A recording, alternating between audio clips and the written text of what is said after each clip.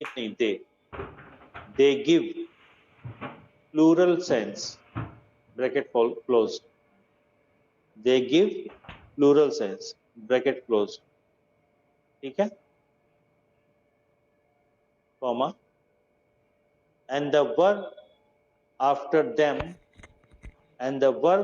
them must be plural, ठीक है।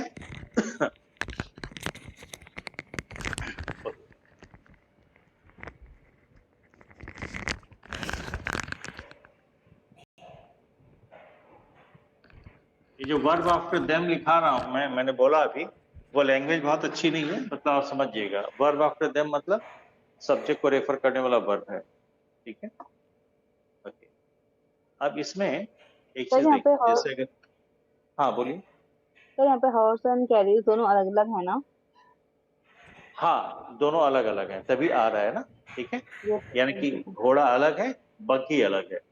पहले में क्या था, घोड़ा बकी अटैच था, तो जिसको हम हिंदी में कहते हैं घोड़ा गाड़ी, ठीक है। Okay, yes sir. अगर हम ये कहें a red and a red and white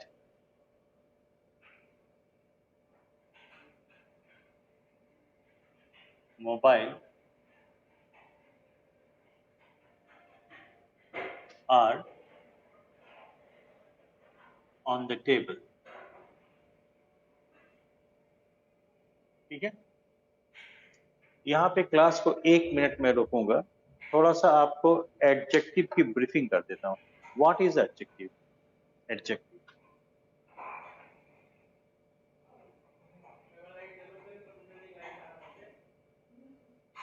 adjective adjective को अगर बुकिश टर्म में बात करें तो एड जेक्ट, ठीक है, जो ऐड करता है इसमें, इसी वर्ड में। तो एडजेक्टिव एक ऐसा वर्ड है, ठीक है, जो ऐड करता है कोई सेंस इसमें, नाउन, ठीक है।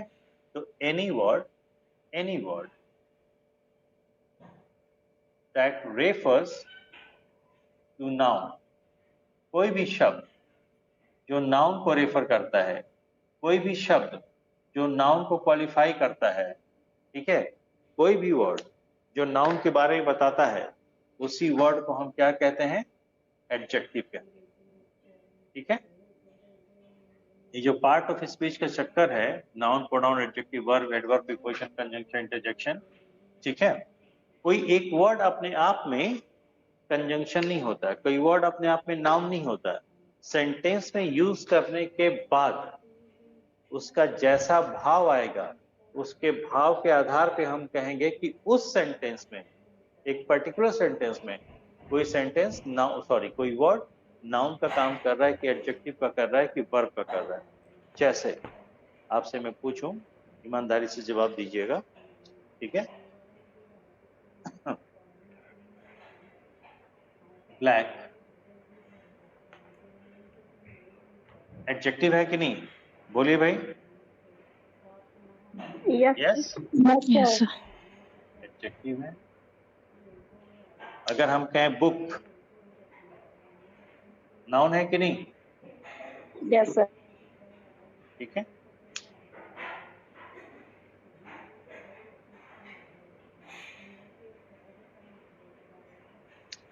अगर हम कहें वाटर, वाटर नाउन है कि नहीं? Yes sir. Yes sir.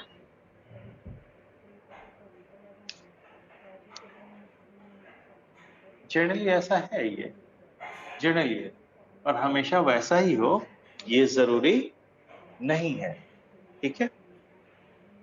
देखिए, अगर मैं लिखूं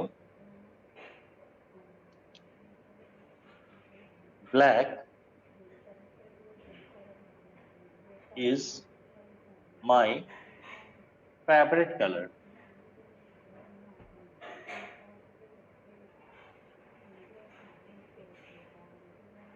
black is my favorite color। तो एक चीज आपको ये भी बता दूं कि किसी भी सेंटेंस में क्या गलती है नहीं है, ठीक है, इस बात को पता करने के लिए सबसे पहले हम कहाँ जाएंगे, वर्ब के पास जाएंगे।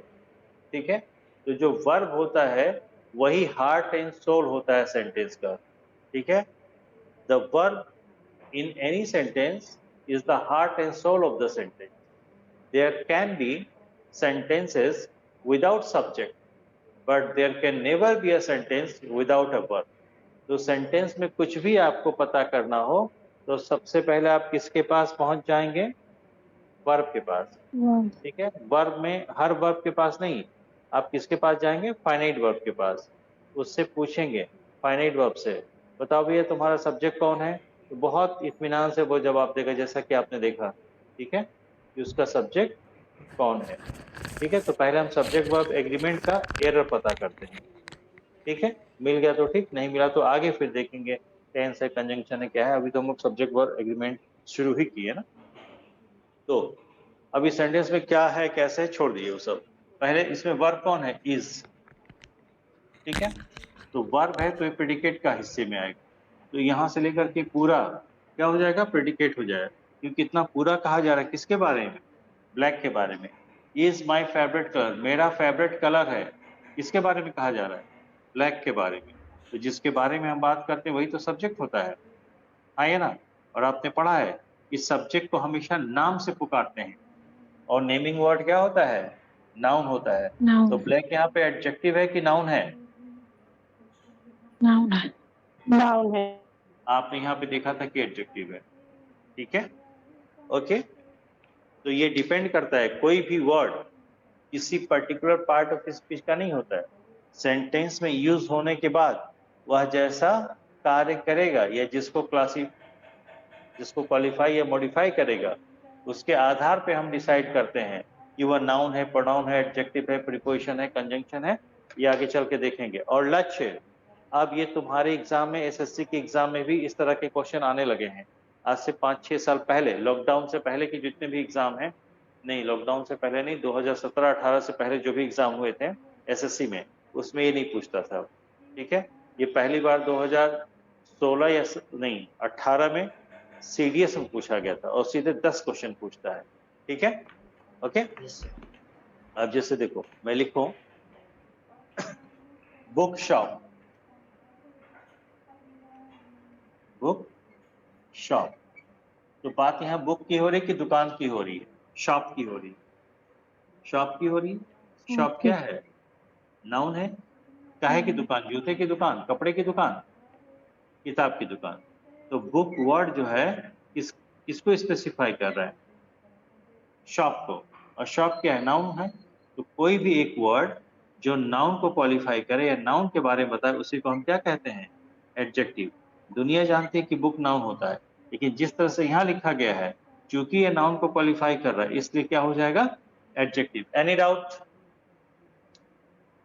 No sir. ये देखो वाटर पार्क मैंने कर दिया, गर्मियों में लोग जाते हैं ना नहाने, तो हम यहाँ वाटर की बात नहीं कर रहे हैं, हम पार्क की बात कर रहे हैं। ठीक है, तो पार्क क्या है, अपने आप में नाउन है। कैसा पार्क, बोले फूलों वाला नहीं, ग्रीनरी वाला नहीं, वाटर वाला। तो वाटर किसको क्वालिफाई कर रहा है, पार्क को, नाउन को।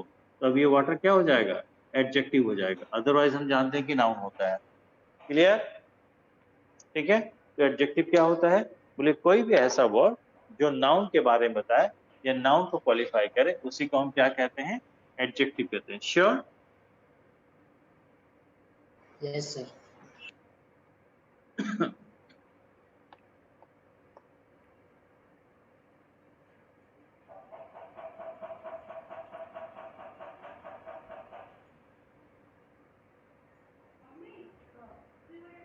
ये देखो रेड का मतलब लाल, व्हाइट का मतलब सफेद। ये क्या कह रहा है, मोबाइल। तो मोबाइल तो नाउन हो गया, कैसा मोबाइल, व्हाइट मोबाइल। तो चूंकि ये व्हाइट वर्ड जो है मोबाइल को क्वालिफाई कर रहा है, मोबाइल के बारे में व्हाइट क्या बोले, मोबाइल, और मोबाइल क्या है, नाउन है, तो ये आपका एडजेक्टिव हुआ कि नहीं। ठीक है, अब यहाँ पे क्या कह रहा है, रेड, रेड क्या चीज, लाल क्या चीज, वो क्लियर नहीं हो पा रहा है। इसको आइए लिख के देखते हैं, इस तरह के सेंटेंसेस आगे मिलेंगे। तो अगर हम इसको पूरा लिखें तो ऐसे लिखते हैं, a red mobile and white mobile, ठीक है, आर ऑन द टेबल।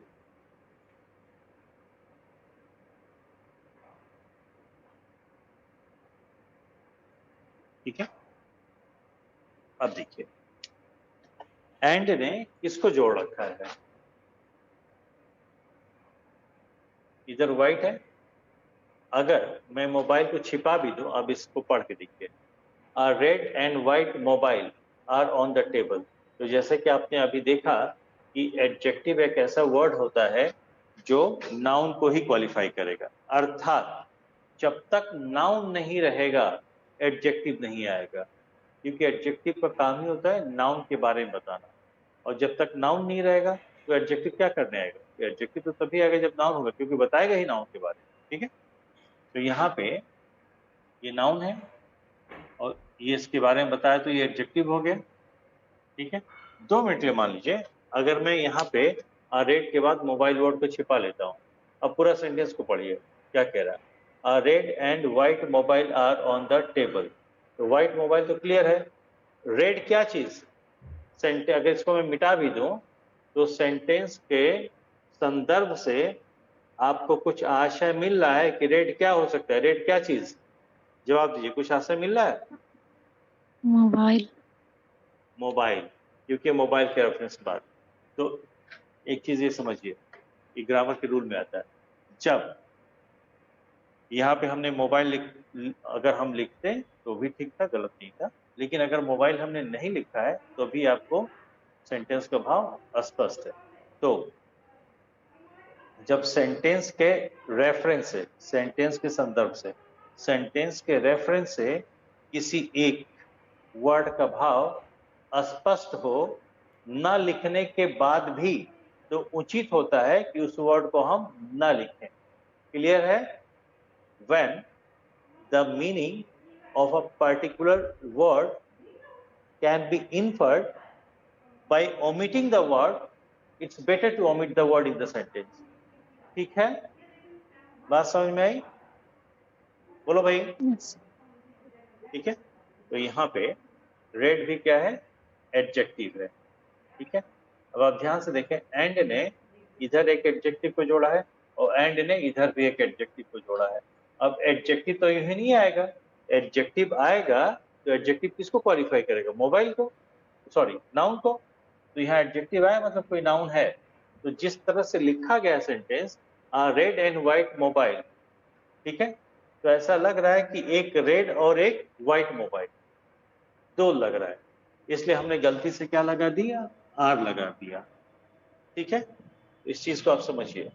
जैसे आपने पहले देखा था रूल नंबर 1 में कि जब एंड के माध्यम से दो अलग अलग नाउन जुड़े हों और उन दोनों में से केवल एक ही नाउन के पहले आर्टिकल लगा हो, तो वो दोनों ही नाउन किसी एक वस्तु या व्यक्ति को दर्शाते हैं। ठीक है, उसी तरह जब एंड के माध्यम से दो एडजेक्टिव जुड़े हों और उन दोनों में से किसी एक ही एडजेक्टिव के पहले कोई आर्टिकल या डिटरमाइनर लगा हो, तो वो दोनों ही एडजेक्टिव किसी एक ही सब्जेक्ट को या व्यक्ति या वस्तु को दर्शाते हैं, यानी कि सिंगुलर का सेंस देता है, इसलिए वहां पे वर्ब क्या आएगा, सिंगुलर आएगा। Any doubt? बोलो भाई। No. जैसे द रेड एंड ब्लैक या व्हाइट कर दो, red and white cow are grazing. ठीक है, तो ऐसा लग रहा है कि the red and white cow, तो ऐसा लग रहा है कि एक लाल और एक सफेद गाय चल रही है, जबकि एंड ने दो एडजेक्टिव को जोड़ रखा है। ठीक है, और इन दोनों एडजेक्टिव में से सिर्फ एक ही एडजेक्टिव के पहले कोई एक आर्टिकल लगा है तो ये दोनों ही किसी एक ही व्यक्ति या वस्तु को दर्शाएंगे। Any doubt? बोलो भाई। ठीक है, तो यहाँ पे वर्ब क्या आएगा? सिंगुलर आएगा। नोट करना हो तो कर लीजिए। ये पॉइंट नंबर 3 होगा क्या अपना? Yes sir. ओके, नोट करिए। हिंदी में पहले बोल। जब दो या दो से अधिक एडजेक्टिव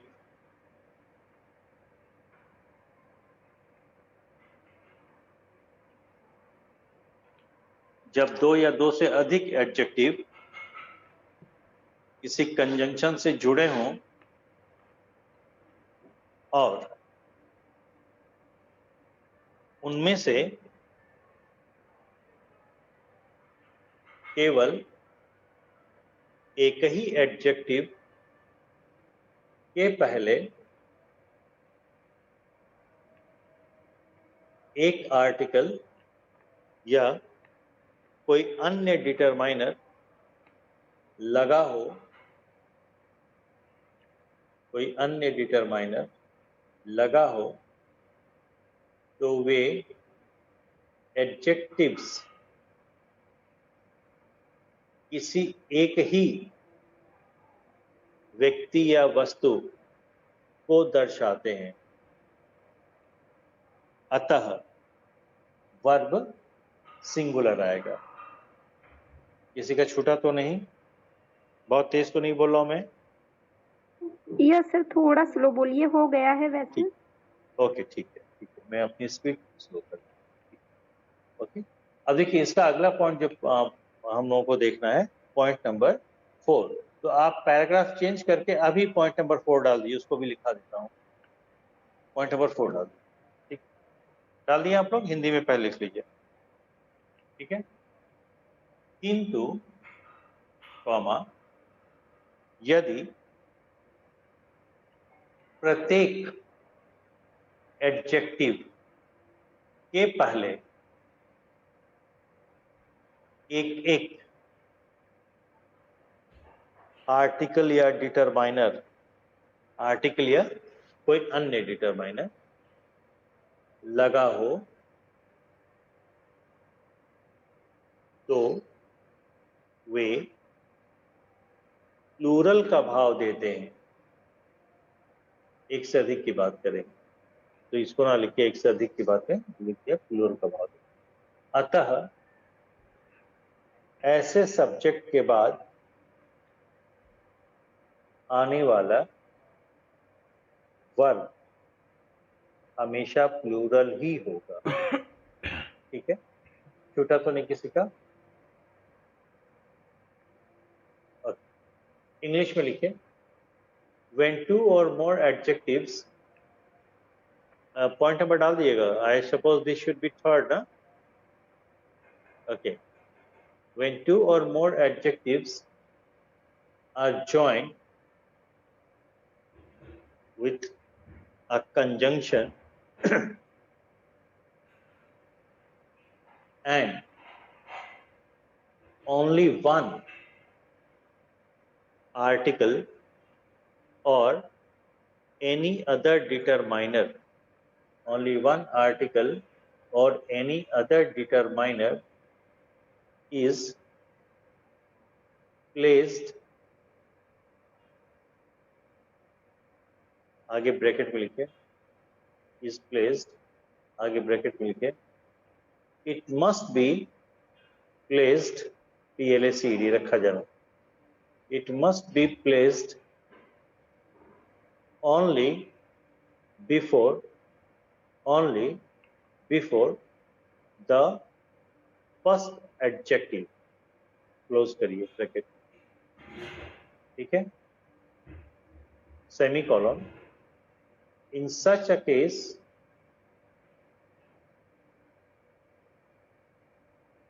it denotes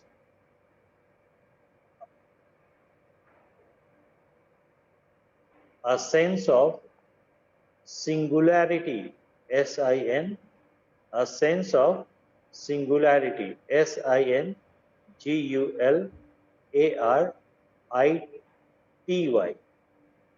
ठीक है, comma, so the verb must be singular. किसी को कोई डाउट है? किसी का छूटा? नहीं। तो लास्ट लाइन कोई बता दो भाई, रिपीट कर दो, जिसने लिखा है रिपीट कर दी, क्योंकि मुझे याद नहीं है लास्ट टाइम क्या बोल दिया था मैंने। Will someone repeat It please? denotes a sense of similarity, so the verb must be singular. Thank Okay. You sir. It gives a sense of singularity, so singularity के बाद comma, so the verb must be singular. Okay, singularity का sense देता है ना, मतलब singular का भाव देगा, तो वर्ब भी तो सिंगुलर ही आएगा ना, जब सब्जेक्ट ही सिंगुलर तो वर्ब भी सिंगुलर आएगा। ओके, ठीक है। अब आप लोग पैराग्राफ चेंज करके पॉइंट नंबर 4 डाल दीजिए। 4 ही होगा ना, मेरे पॉइंट याद नहीं है मुझे, आप लोग अपनी 4 कॉपी में देख लीजिएगा, ठीक है, yes sir.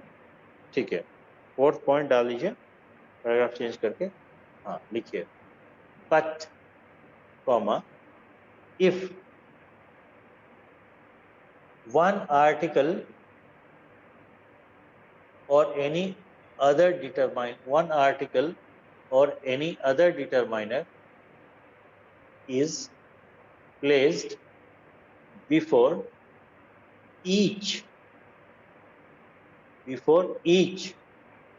of the adjectives, मतलब एक आर्टिकल या कोई अन्य डिटरमाइनर, ठीक है, प्रत्येक एडजेक्टिव के पहले रखे गए हों, ठीक है, is placed before each adjective, comma, they give a sense of plural या plurality, they give a sense of plurality, therefore they give a sense of plurality, therefore the verb after such a subject must be plural. The verb after such a subject must be plural. All right? बोलो भाई। Yes sir. Okay, तो कुल मिला जुला करके हम लोगों ने ये देखा कि हमें ऐसा लगता है कि जब दो अलग अलग सब्जेक्ट हैं तो वर्ब प्लूरल होना चाहिए, या दो अलग अलग नाउन लगे हैं तो वर्ब प्लूरल होना चाहिए, ऐसा हमें लगता है। किंतु होता ये है कि भले ही सब्जेक्ट दो हो या नाउन दो हो या दो से अधिक हो, पर वो दो नाउन या दो से अधिक नाउन मिल करके एक होने का भाव दे रहे हैं, एक का बोध करा रहे हैं, सिंगुलरिटी का सेंस दे रहे हैं, ठीक है, तब जाकर के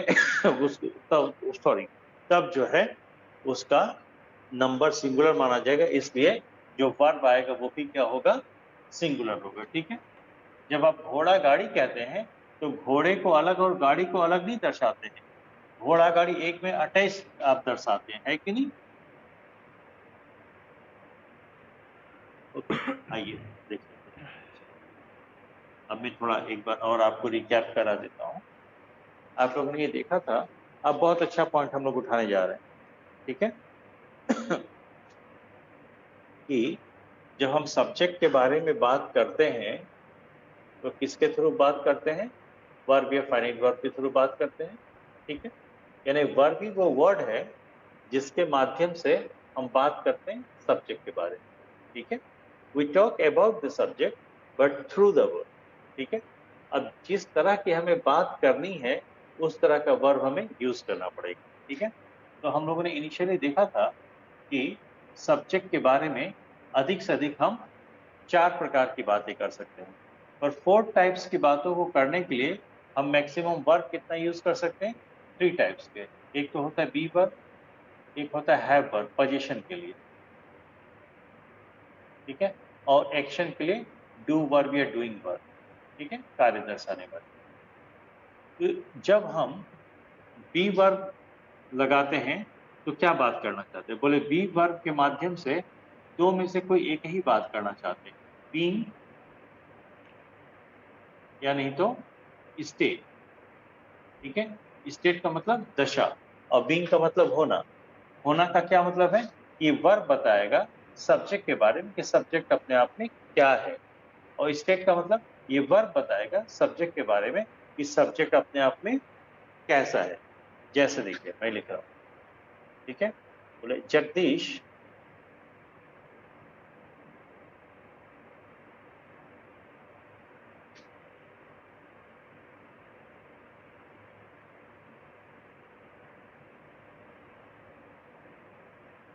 जगदीश इज अ टीचर।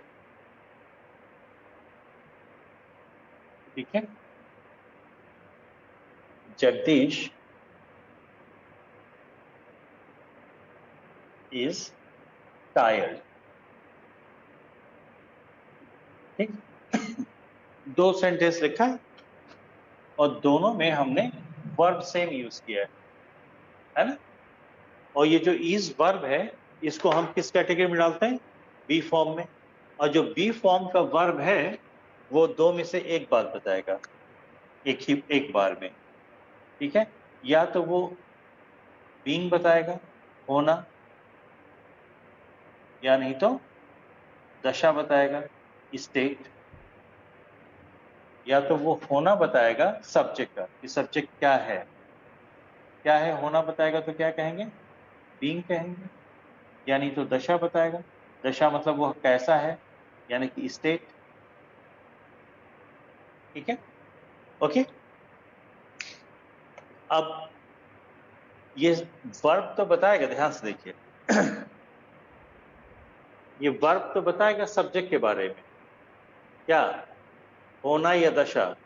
तो सब्जेक्ट का अगर होना बताएगा ये, अगर होना बताएगा ये, ठीक है, तो भी क्या हम वर्ब और सब्जेक्ट देख करके पता कर लेंगे इस सब्जेक्ट का अगर होना बताए तो सब्जेक्ट अपने आप में क्या है?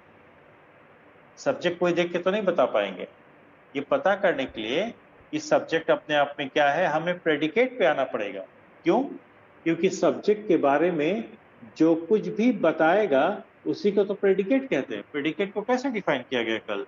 बोले सब्जेक्ट के बारे में हम बात तो करेंगे वर्ब के माध्यम से, और सब्जेक्ट के बारे में जो कुछ भी कहा जाता है उसे हम प्रेडिकेट कहते हैं। हाँ है ना।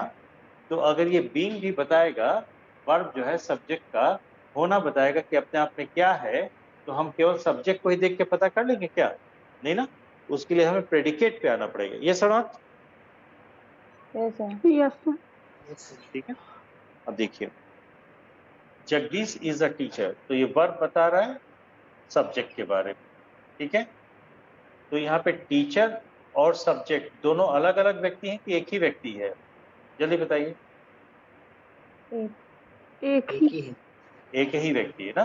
तो यहाँ पे जो इज वर्ब है वो सब्जेक्ट के बारे में क्या बता रहा है? कि सब्जेक्ट अपने आप में कैसा है ये बता रहा है, या सब्जेक्ट अपने आप में क्या है ये बता रहा है?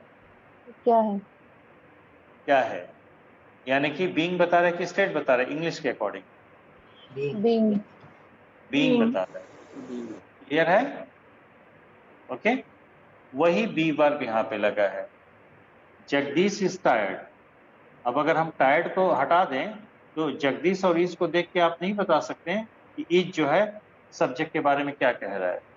सब्जेक्ट के बारे में क्या कह रहा है वो चीज तो प्रेडिकेट में लिखा जाता है ना। तो हमें प्रेडिकेट को देखना पड़ेगा, तब बता पाएंगे कि सब्जेक्ट के बारे में क्या कहा जा रहा है, होना है कि दशा है। अभी सेंटेंस को देख के बताइए, जगदीश इज टायर्ड। तो इज जो है सब्जेक्ट के बारे में क्या बता रहा है? थका हुआ है। तो थका हुआ होना, ये होना बता रहा है कि दशा बता रहा है? State. स्टेट। स्टेट, दशा बता रहा है। हाँ या ना? ठीक है, क्लियर है? तो हमारे कहने का ये मतलब है कि हम जो है वर्ब के माध्यम से, जब state particularly be verb, doing verb नहीं, बी वर्ब, क्योंकि बी वर्ब एक ऐसा वर्ब है जो दो में से कोई एक बात बताएगा, होना या दशा, स्टेट या बी।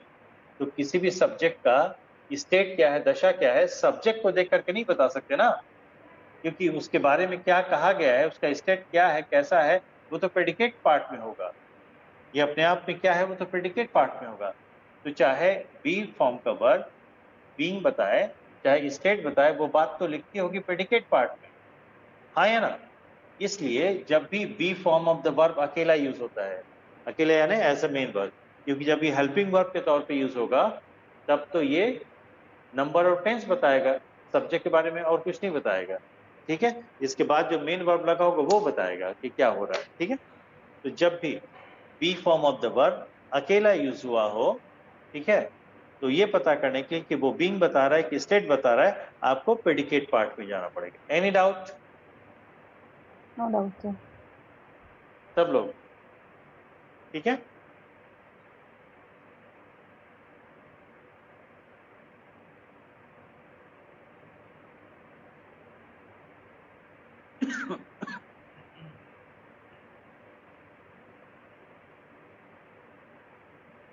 आइए बात कर लें, एक छोटा सा एग्जाम्पल लेकर चलते हैं, ठीक है।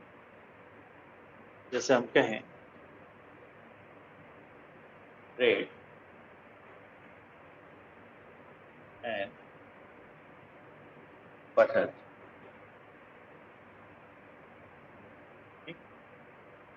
सर ये और 0.5 है या वही 4 ही है?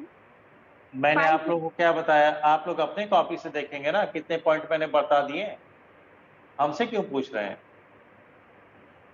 मैं तो लिख के मिटा दे रहा हूं, ये तो आपकी जिम्मेदारी की कितना पॉइंट हमने बार बार हमने कहा, उधर 2 नाउन में बता दिया और 2 एडजेक्टिव में बता दिया, तो 4 पॉइंट हो गए हैं। अब ये 5वां जाएगा, ठीक है। तो हमसे ना पूछिएगा, आप लोग अपने कॉपी को देखिए, सबके लिए बता रहा हूँ, ठीक है। कि हम तो मिटा दे रहे हैं, हमको कहाँ याद रहेगा। अभी याद है कि 2 ही पॉइंट बताएं, इसलिए 2 उसके मतलब 2 और 2 4। Bread and butter are light breakfast, light breakfast। Bread और बटर जो है हल्का नाश्ता है। अब इस चीज को समझिए जरा सा। ब्रेड एक अलग नाउन है, बटर एक अलग नाउन है, एंड से जुड़ा है, तो ये तो लग ही रहा है कि 2 अलग अलग नाउन है, और जब 2 अलग अलग नाउन है तो 2 अलग अलग सब्जेक्ट है, तो आर लगेगा ही। मैं पूरी क्लास से पूछ लेता हूँ, संभव हो तो कोऑपरेट करिएगा। आर यहाँ पे मेन वर्ब है कि हेल्पिंग वर्ब है? मेन मेन वर्ब, क्योंकि अगर ये हेल्पिंग वर्ब होता तो हेल्प करने का काम करता, और बीइंग अ हेल्पिंग वर्ब किसको हेल्प करता? किसी दूसरे वर्ब को ही हेल्प करता। यहाँ पे कोई वर्ब है नहीं, ठीक है, तो ये मेन वर्ब है। तो जब ये मेन वर्ब है तो स्टेट या बीइंग बताएगा, हाँ या ना। तो ये जो है सब्जेक्ट के बारे में स्टेट बता रहा है कि बीइंग बता रहा है, हम प्रेडिकेट पार्ट में आकर के देखेंगे। क्या है? ब्रेकफास्ट है। कैसा ब्रेकफास्ट है? हल्का। तो लाइट तो यहाँ पे क्या हो गया? एडजेक्टिव हो गया। असली बात क्या है? ब्रेकफास्ट। अब बात हमें समझाइए। ब्रेकफास्ट जो है हल्का ब्रेकफास्ट है, तो ब्रेकफास्ट में ब्रेड अलग आता है, बटर अलग आता है, कि ब्रेड और बटर दोनों मिल करके ब्रेकफास्ट बनते हैं? सब मिल करके। मिल करके दोनों ब्रेकफास्ट बनता है। मिल करके ब्रेकफास्ट बनते हैं। और ब्रेकफास्ट 2 चीज है कि एक चीज है? एक एक चीज है, ठीक है। तो यहाँ पे आपको लग जरूर रहा होगा कि 2 अलग अलग नाउन है, 2 अलग अलग सब्जेक्ट हैं, लेकिन ये दोनों अलग अलग सब्जेक्ट मिल करके किसी एक का बोध करा रहे हैं, मिल करके एक हो जा रहा है। तो जब 2 या 2 से अधिक सब्जेक्ट मिल करके एक हो जाए या एक का बोध कराए या सिंगुलरिटी का सेंस दे, तो वहां पे वर्ब हमेशा सिंगुलर आएगा। Any doubt? हाँ सर। कुछ बच्चे झटके में कर देंगे। ये 5th पॉइंट में चलेगा सब। जैसे अब हम कहें ब्रेड एंड, जैसे हम लोग ग्रामर बचपन से रूल पढ़े हैं ना, अंग्रेजी भाषा है, भाषा के माध्यम से भाव व्यक्त होगा, तो जिस प्रकार का भाव देना चाहते हैं या सेंटेंस जिस प्रकार का भाव दे रहा है वैसा चलेगा, वैसे लिख देंगे, वैसे फॉलो करेंगे। ब्रेड एंड बटर, ठीक है, आर मेड हियर, ठीक है। तो वर्ब क्या है, एक आर है एक मेड है, प्रेडिकेट पार्ट यही हो जाएगा। तो जब साइड बाय साइड दो वर्ब हैं तो पहला वर्ब क्या होगा, हेल्पिंग वर्ब होगा, दूसरा मेन वर्ब। मेन वर्ब यानी असली कार्य को तो मेड बता रहा है। तो क्या कह रहा है, ब्रेड और बटर बनाए जाते हैं। तो जिसको नहीं पता है कि भाषा के माध्यम से भाव व्यक्त किया जाता है, सेंटेंस के माध्यम से भाव व्यक्त किया जाता है, और जिस तरह का भाव आप देना चाह रहे हैं या दे रहे हैं उस प्रकार के शब्दों का प्रयोग करेंगे, ठीक है। तो जब ब्रेड और बटर यहाँ बनाया जाता है ना, तो दोनों को एक में, मैं इसको गलती से इस कर दे रहा हूँ।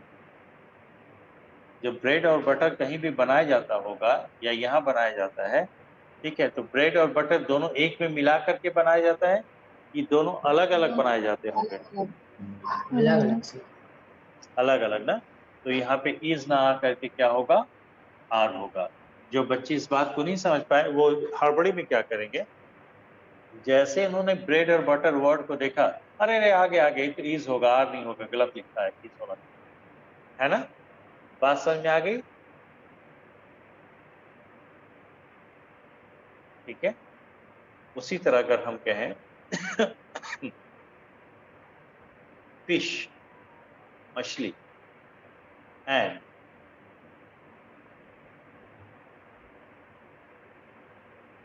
राइस आर फेवरेट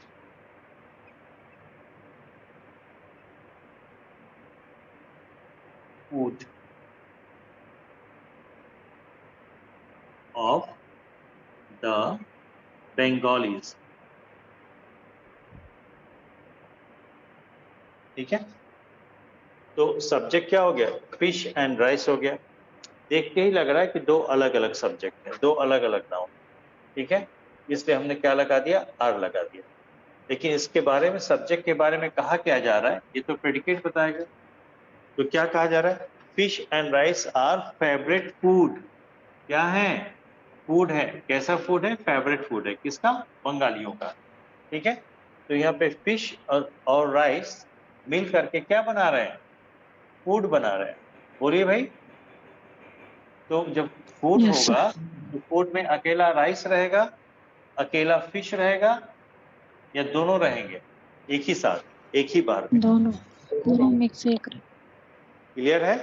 तो यहाँ पे दो अलग अलग नाउन मिल करके एक होने का बोध करा रहे हैं, इसलिए यहाँ पे वर्ब क्या आएगा, सिंगुलर आएगा। ऑलराइट, क्या हो जाएगा, इज हो जाएगा। कोई दिक्कत, नो सर। ठीक है। चलो एक और कंट्रोवर्शियल क्वेश्चन, ये नोट करते जाइए, ठीक है। पॉइंट नंबर 5 में सब आएंगे, नोट करते जाइए।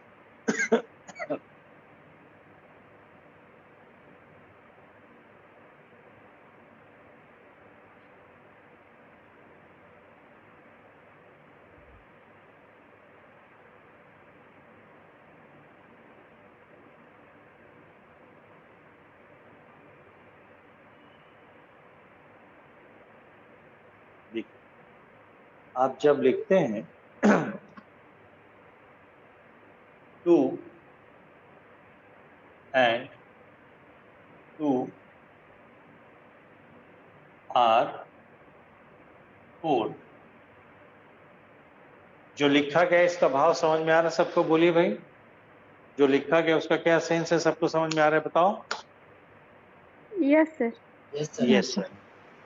तो टू एक वर्ड है, एक शब्द है, एंड एक वर्ड है, फिर टू एक वर्ड है, आर भी एक वर्ड है, फोर भी एक वर्ड है, ठीक है। 1 2 3 4 5, 5 वर्ड्स लिखे गए हैं। ये पांचों वर्ड जो लिखे गए हैं, इसका भाव, इसका मीनिंग क्लियर एंड कंप्लीट है या नहीं, पहले ये बताइए। बोलो भाई। कंप्लीट है। complete.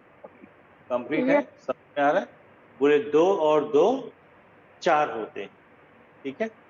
तो आपने इनिशियली पढ़ा है क्या कि जब शब्दों के समूह, हेलो, शब्दों के समूह का भाव अस्पष्ट हो तो उसे सेंटेंस कहते हैं। तो जब इसका भाव अस्पष्ट है, मीनिंग क्लियर एंड कंप्लीट है, तो क्या हम इसे सेंटेंस कह सकते हैं? जल्दी बताइए। यस। और जब ये सेंटेंस हो ही गया तो Yes. सेंटेंस कोई भी लिखा या बोला जाएगा किसी सब्जेक्ट पर, और सब्जेक्ट के बारे में कौन बताएगा? Finite verb. यस और नॉट? क्लियर है? तो ये आपका फाइनाइट वर्ब हो गया, और इसको लेते हुए प्रेडिकेट हो गया, और इधर ये सब्जेक्ट हो गया, ठीक है। तो व्हाट आर फोर? टू, ये टू। तो जब सब्जेक्ट हो गया तो ये एक नाउन है कि नहीं? टू, ये भी टू एक नाउन है कि नहीं? बोलिए। Yes sir. Yes. आप लोगों को लग रहा होगा 2 और 2 तो 4 हो जाएंगे, ठीक है। बात को समझिए, नाउन है तो नाम होगा। नाम किसका? नाम किसका? किसी संख्या का। इस चीज को समझिए। इसको आप ऐसे भी तो लिख सकते थे, 2 एंड 2 आर 4। पढ़ने में तो ये भी आएगा ना। तो जब आप, जैसे हम कहें हमारे पास आज 20 स्टूडेंट्स हैं, ठीक है, तो 20 में तो सभी के सभी स्टूडेंट ही है ना। तो जब हम स्टूडेंट कहें तो किसी पर्टिकुलर को रेफर नहीं किए, पर अगर एक एक का हम नाम लें तो सबका नाम अलग अलग है, तो अलग अलग नाम लेंगे, पर है तो स्टूडेंट्स ही ना। उसी तरह जब हम 1 लिखते हैं तो क्या है? नंबर है। 2 लिखते हैं, क्या नंबर है? 3 लिखते हैं, क्या नंबर है?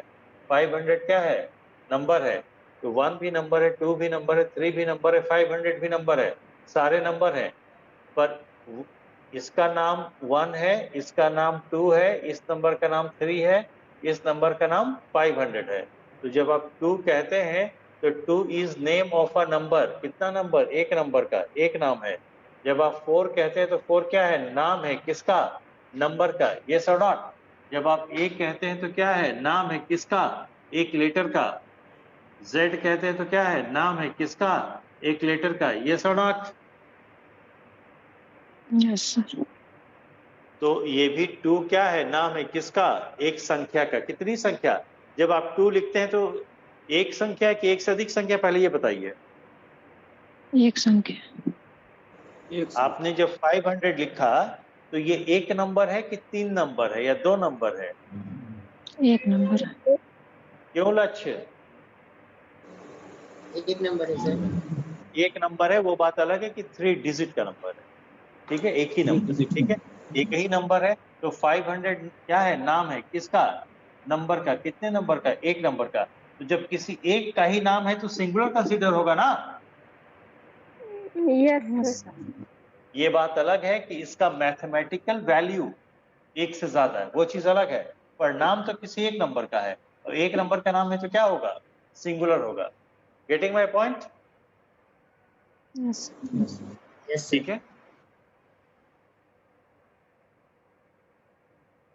तो देखो, जब आपने कहा 2 एंड 2, तो 2 क्या है? नाम है। किसका? नंबर का। कितने नंबर का? एक नंबर का। फिर 2 क्या है? नाम है। किसका? एक नंबर का। तो एक ये और एक ये मिल करके क्या बने? 4। तो 2 और 2 मिल करके क्या बने? 4। तो जब आपने 4 लिखा तो 4 भी क्या है? 4 भी क्या है? नाम है। किसका? नंबर का। कितने नंबर का? एक नंबर एक का। एक नंबर का। हाँ या ना? तो ये एक नाउन और एक नाउन, ये सिंगुलर नाउन, ये सिंगुलर नाउन मिल करके क्या बना दिया? एक सिंगुलर नाउन को बना दिया। हाँ या ना? तो यहाँ पे आर ना हो करके इज होगा। क्लियर है? अगर यहाँ पे मेक और मेक्स की बात आती, प्रेम में आ रहा हूं, परेशान ना हो, ठीक है, तो हम मेक्स लेते जो कि सिंगुलर है, ठीक है। एक्चुअली ये है तो वैसा ही जैसा हमने बताया, पर है क्या कि रेन एंड मार्टिन ने आपने किताब में इसको प्लूरल दे दिया है कहीं पे, एक आध जगह सिंगुलर भी दिया है। तो अभी हम खोजेंगे तो मिल नहीं पाएगा, इसलिए ज्यादा बात नहीं करेंगे। रे एंड मार्टिन के साथ थोड़ी प्रॉब्लम, जब रे एंड मार्टिन का हम बैच अलग से चलाते हैं उसमें चलाएंगे, दिखाते हैं, ठीक है। उन्होंने क्या किया है कि कहीं कहीं पे मॉडर्न इंग्लिश यानी कि इनफॉर्मल इंग्लिश को ले लिया है और इनफॉर्मल इंग्लिश में इसको प्लूरल लेके चल देते हैं, ठीक है, इसका ध्यान रखिएगा। ऑलराइट। दुर्भाग्य की बात यह है कि क्वेश्चन पेपर जो सेटर होता है, टीचर होता है जो क्वेश्चन पेपर सेट करता है कॉम्पिटिटिव एग्जाम का, ठीक है, वो कई बार क्या करता है कि मार्केट की जो सो कॉल्ड तथाकथित ऑथेंटिक बुक्स मानी जाती हैं वहीं से एज इट इज उस चीजों को, एग्जाम्पल्स को उठा लेता है। तो किताब में जैसा दिया है वैसा ही वो कंसिडर कर लेते हैं, बहुत ज्यादा हम चैलेंज भी नहीं कर सकते। तो चूंकि उन्होंने प्लूरल मान लिया है और हम बात यहाँ ज्ञान की कम करेंगे इस ऐसे कंट्रोवर्शियल मामले में, क्योंकि हमें नौकरी पानी है जहां से नंबर मिल जाए। तो अगर वो प्लूरल मानते हैं तो हम भी प्लूरल लेके चल देंगे, जो कि मेरे हिसाब से सही नहीं है। लेकिन हाँ इतना जरूर है कि प्लूरल लेके चलेंगे तो कोई कंट्रोवर्सी नहीं होगी एग्जाम में अगर ऐसा पूछा गया तो, और हमें नंबर जरूर मिलेगा। इस मजबूरी में हम प्लूरल लेके चल लेंगे। मेरी बात सबको समझ में आ गई? Yes yes sir. बोलो भाई। Yes sir. तो सर हम लोग कर ले हाँ क्या कह रही हैं आयशा? प्लूरल ही सर राइट कर ले। हाँ प्लूरल लिख लीजिए, ठीक है। यहाँ बल्कि नोट कर लो, ये तो सब ठीक है ना, ये नोट कर लो। किंतु एग्जाम में ऐसे सेंटेंस में एग्जाम में प्लूरल वर्ब लेके चलेंगे, ठीक है, ओके टू बी सेफ। हालांकि वो सही है नहीं, ठीक है। और किसी को कुछ पूछना था, बताना था? नहीं? हाँ इसमें चूंकि वो बच्चे कुछ जुड़े हैं तो मैं उनसे बात कर लेता हूँ लगे हाथ। दूसरे बैच का जो है जो टॉपिक वाइज बैच चल रहा था मैटनी टाइम पे 3:45 पे शुरू होता था, उसको हमने 11:15 बजे से किया है, ओके, क्योंकि उस टाइम पे हम फ्री नहीं हैं। फिर भी अगर कुछ बच्चे पुराने वाले जो उस बैच को करना चाहते हो टॉपिक वाइज बैच, ठीक है, तो उसकी टाइमिंग हम शाम को 5 बजे कर सकते हैं। तो जो बच्चे इंटरेस्टेड हो कि टॉपिक वाइज बैच, टॉपिक कम रे एंड मार्टिन सब आ जाता है उसमें, सारे टॉपिक का मतलब क्लियर करते हैं, ठीक है। तो जो बच्चे इंटरेस्टेड हो कि हाँ अगर 5 बजे या 5 बजे के बाद से सर शुरू करेंगे, 5 बजे भी शुरू कर देंगे तो हम कर सकते हैं, तो वो मुझे व्हाट्सएप कर देंगे, ठीक है। तो उसकी टाइमिंग हम कोशिश करेंगे चेंज कर। ऑलराइट, ठीक है, क्योंकि आप लोगों ने उसमें काफी मेहनत किया है, एग्जाम का टाइम आ गया है, वैकेंसीज सर। भी आ जी। कौन? हाँ सर्वेश बोल रहा हूँ। जी 5 बजे से कितने बजे तक चलेगा वो? अरे भैया 1 ही घंटे का तो है। ठीक है सर। 5 से 6, क्योंकि हमें भी तो आगे 7 बजे से क्लास लेनी है, हमें भी तो आराम चाहिए ना, ठीक है। सर उसमें अभी क्या पढ़ा रहे हैं? उसमें पढ़ाते नहीं है, जैसे टॉपिक वाइज बैच में एक टॉपिक उठा लेंगे, जैसे मान लीजिए वर्ब उठा लिया, ठीक है, तो वर्ब पे जो हम लोगों के एग्जाम के क्वेश्चन की शीट है उसको सॉल्व कराएंगे। उसमें किसी को कोई डाउट है तो वो पूछ लेगा। उसके बाद कोई कहेगा सर रे एंड मार्टिन से भी वर्ब की एक्सरसाइज करा दीजिए, वहां से करा देंगे। एसपी बख्शी से भी करा दी, वहां से करा दीजिए। मिरर ऑफ कॉमन एरर है सर, वहां से करा दी, वहां से करा देंगे। उसके बाद सर हम फला लिटरेचर कोचिंग में लिटरेचर पढ़ते हैं, वहां का ये क्वेश्चन फंसा हुआ है वर्ब का, इसको करा दीजिए, उसको करा देंगे। या हमने कहीं यूट्यूब पे देख लिया, जो भी उस टॉपिक से रिलेटेड डाउट होगा किसी का भी, किसी एग्जाम का, कहीं का भी, किसी राइटर का, किसी कोचिंग का, उसको वहां पे टेकअप किया जाता है, ठीक है। तो जिसमें कि आपकी जो सो कॉल्ड ऑथेंटिक बुक्स हैं, S P Bakshi, Wren and Martin और मिरर ऑफ कॉमन एरर्स, उनके एक्सरसाइजेस की जितनी है वो सब करा दिया जाता है। बच्चों ने किया भी है, वो है यहाँ पे, ठीक है। जो इंटरेस्टेड होंगे व्हाट्सएप कर देंगे मुझे। ऑलरेडी 2 महीने से चल रहा है, 2 या 3 महीने हो गए। ठीक, ये बात यहाँ पे समझ में आ गई। अब एक कदम और आगे बढ़ जाए। Yes sir. ओके, तो इसमें तो और ज्यादा है नहीं कुछ, ठीक है, बस एग्जांपल्स वगैरह मिल जाएगा और कुछ है नहीं, ठीक है। Okay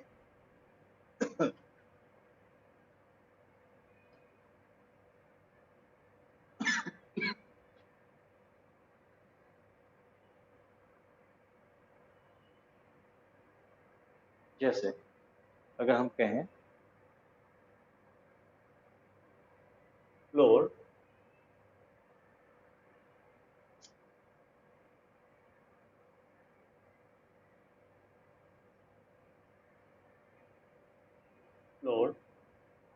milk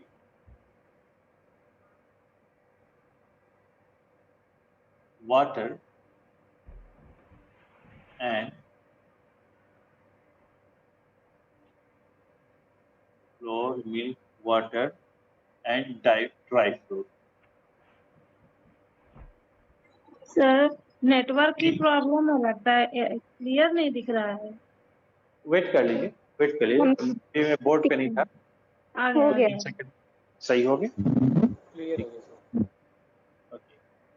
floor, milk, water and dry fruit are needed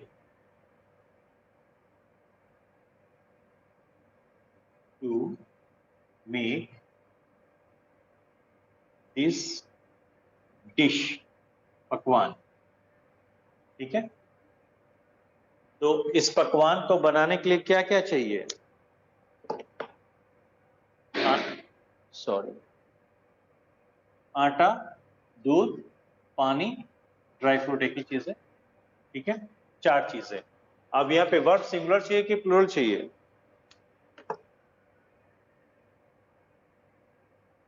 सही भाई, हेलो, आवाज आ रही है मेरी? Yes sir. सिंगुलर क्या चाहिए चाहिए? सर। सिंगुलर चाहिए, क्योंकि सभी एक ही साथ रिक्वायर्ड हो गए इस डिश को बनाने में। तो 2 से अधिक मतलब 3-4 चीजें मिल करके क्या बना रही है? एक डिश बना रही है। बोलो भाई, यस सर। Yes sir. तो क्या हो जाएगा? इज। कोई दिक्कत? जैसे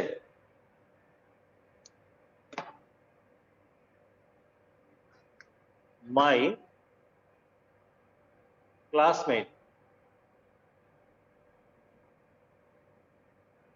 ठीक है,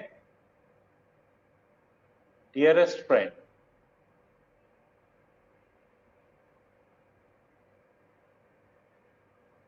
ठीक है, एंड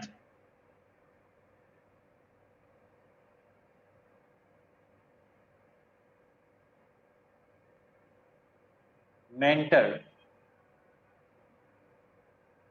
ठीक है,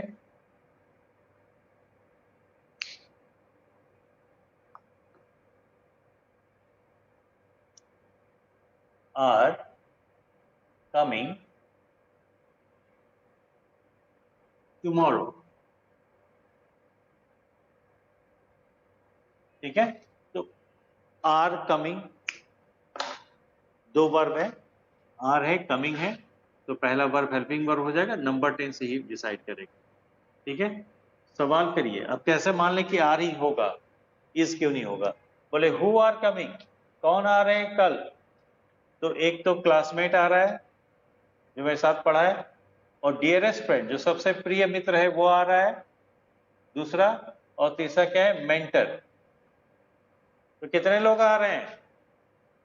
एक ही One. पर्सन। एक ही आ रहे हैं। क्यों? ध्यान से देखिए, क्लासमेट एक अलग नाउन है, फ्रेंड एक अलग नाउन, डियरेस्ट तो एडजेक्टिव हो गया है इस फ्रेंड के लिए, ठीक है। क्लासमेट एक अलग नाउन है, फ्रेंड एक अलग नाउन है, मेंटर एक अलग नाउन है। तो इन तीनों नाउन को एंड ने जोड़ रखा है, कॉमा है, ठीक है।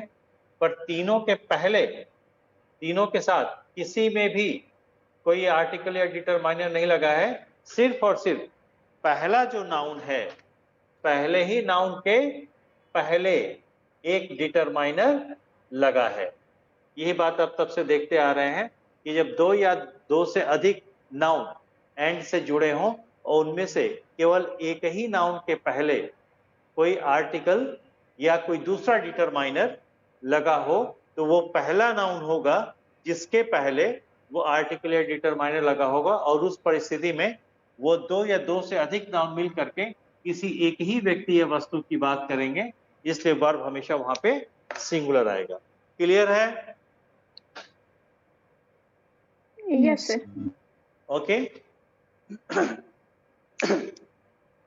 चलिए ठीक है, तो आज की क्लास में ही खत्म करो, इसको नोट कर लीजिए, ठीक है। यहाँ पे बल्कि एक नोट ये कर लीजिएगा, चलो कल नोट करा दूंगा, इसमें नोट कर लीजिए, नोट कर लीजिए आज ही, नोट हिंदी में नोट करिए पहले।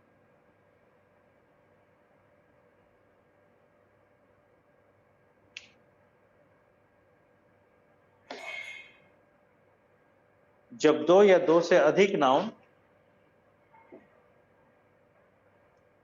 मिल करके, जब दो या दो से अधिक नाउन, हाँ क्या बोल रहे हैं? थोड़ा धीरे धीरे बोलिए। ओके ठीक। जब दो या दो से अधिक नाउन मिल करके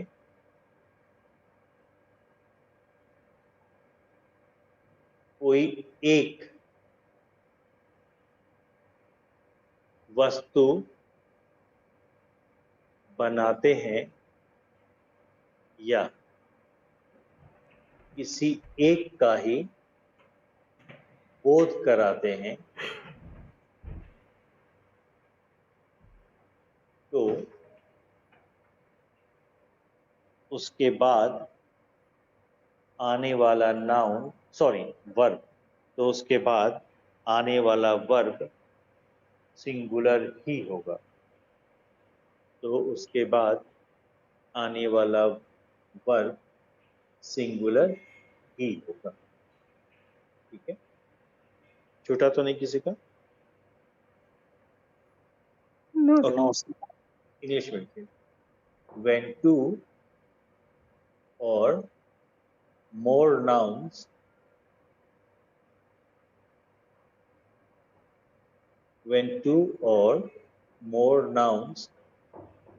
together मतलब एक साथ, together forms one thing, एक साथ एक ही वस्तु को बनाए, और denotes one thing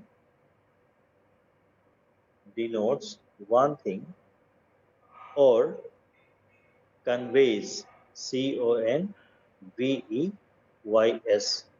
or conveys a sense of singularity, comma, the verb that follows must be singular, ठीक है भाई? Okay okay. अब इसमें एक सेक्शन और है कि कुछ ऐसे कंजंक्शन हैं जिनके माध्यम से दो सब्जेक्ट अगर जुड़ जाएं, ठीक है, तो कंजंक्शन है दो सब्जेक्ट को जोड़ेगा, साफ साफ दिखेगा कि दो अलग अलग सब्जेक्ट हैं, लेकिन उसमें नेट प्रभाव जो है, ठीक है, केवल एक ही सब्जेक्ट पे जाता है, इसलिए वहां पे उस एक ही सब्जेक्ट के अनुसार, ठीक है, वर्ब को हम सिंगुलर रखेंगे या प्लूरल रखेंगे, ठीक है। तो आज की क्लास में यही खत्म करता हूं, ठीक है। जितना आपको पढ़ाया जा रहा है उसको उसी दिन रिवाइज करिए या अगले दिन भी रिवाइज करिए, ठीक है।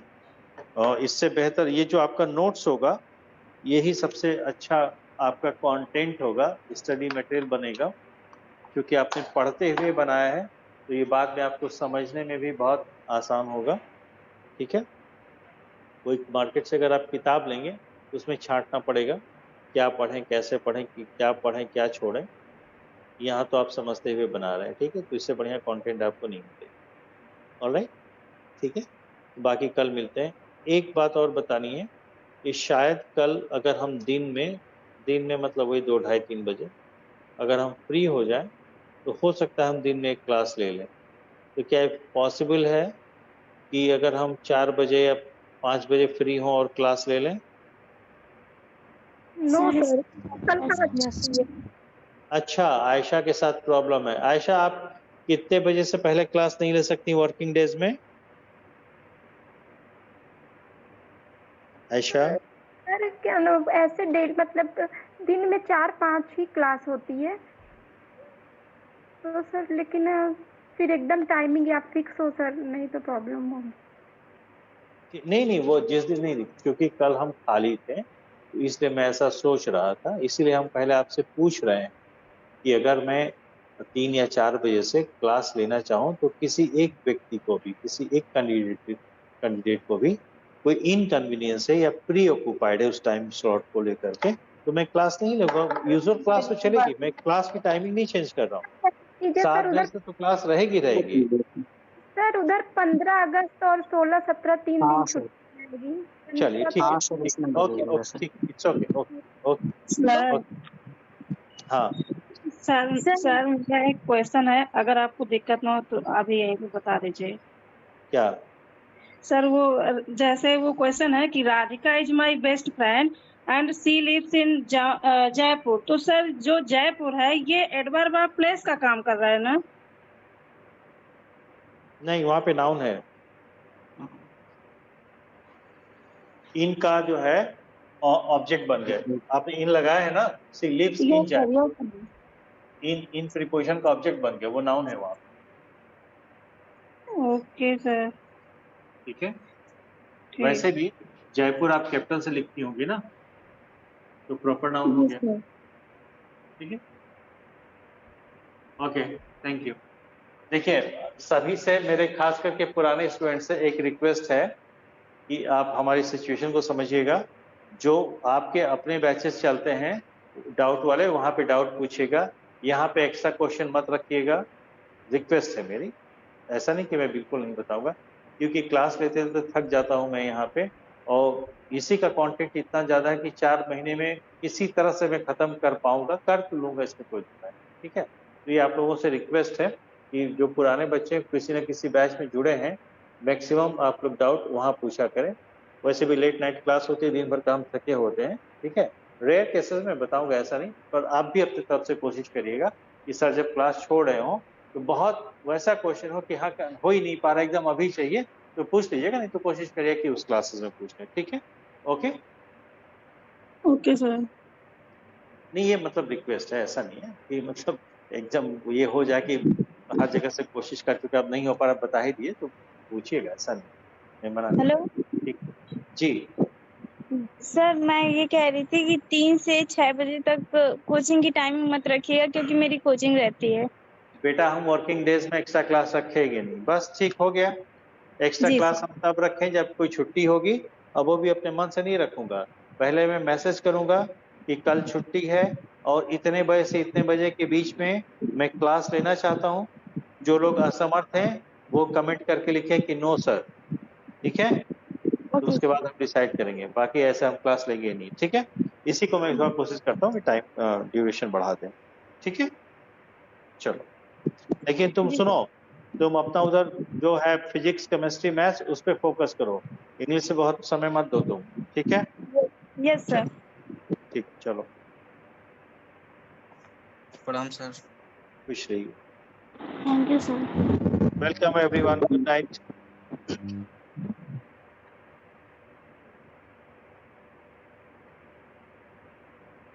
शिखा, शिखा गुप्ता है ये? ओके, चलिए, ठीक है, थैंक यू।